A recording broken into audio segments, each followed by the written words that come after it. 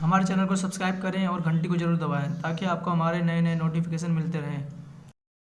दोस्तों, आज की हमारी वीडियो है उन विलुप्त हुए जीवों पर जो भविष्य में फिर जीवित हो सकते हैं। तो चलिए वीडियो शुरू करते हैं। नंबर 5 पे आता है निएंडरथल। पता ही होगा कि चिंपैंजी और गोरिल्ला का डीएनए इंसानों से बेहद मिलता जुलता है, लेकिन आज से 40,000 साल पहले तक एक और वानर निएंडरथल भी इस धरती पर पाए जाते थे। इनका डीएनए और शारीरिक बनावट चिंपैंजी और गोरिल्ला की तुलना में बहुत ही अधिक इंसानों से मिलती थी। इसी वजह से कुछ वैज्ञानिक तो इन्हें हमारा पूर्वज ही बतलाते हैं। माना जाता है कि निएंडरथल बेहद समझदार होते थे। यूरोप के कई गुफाओं में इनके इंसानों के साथ बेहतरीन संबंध होने के सबूत भी मिलते हैं।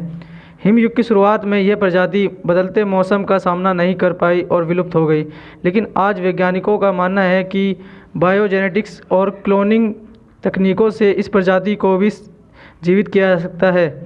हालांकि लुप्त हुए जीवों की पुनः स्थापना के प्रयोग नैतिक दृष्टि से कितने ठीक हैं, इस बारे में विचार किए जाने की आवश्यकता है, क्योंकि किसी भी जीव की उत्पत्ति या अंत के कुछ कारण होते हैं और उन्हें दोबारा जीवित करके प्रकृति के संतुलन के साथ छेड़छाड़ करना किस हद तक ठीक है, यह बहुत बड़ा सवाल है।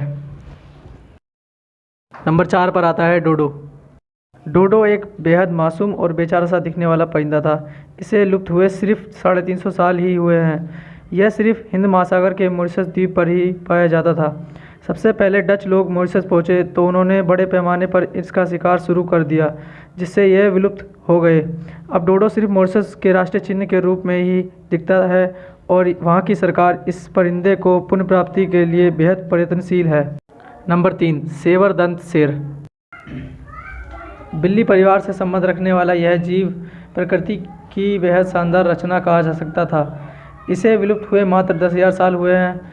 यह जीव हाथी को मार गिराने की क्षमता रखता था। जिस समय हमारे पूर्वज जंगलों में रहते थे, उस समय इसका खौफ उनके दिलो दिमाग में रहता था। वैज्ञानिक इसे पुनः जीवित करने का प्रयास कर रहे हैं। Number 2 mammoth. यह एक विशालकाय हाथी था जो मात्र 10,000 साल पहले विलुप्त हो चुका है। इसके विलुप्त होने का कारण इंसानों का बढ़ता साम्राज्य था। इसकी लंबाई 15 फीट तक होती थी और इसके दांत भी बेहद बड़े होते थे। इस जीव का वर्तमान समय में मादा एशियाई हाथी द्वारा उत्पन्न किया जा सकता है।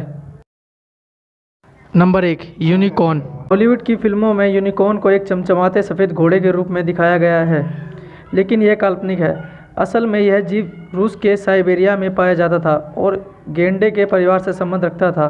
वर्तमान समय में इसका डीएनए के प्रयोग से इसे जीवित करने की संभावना बहुत ज़्यादा है।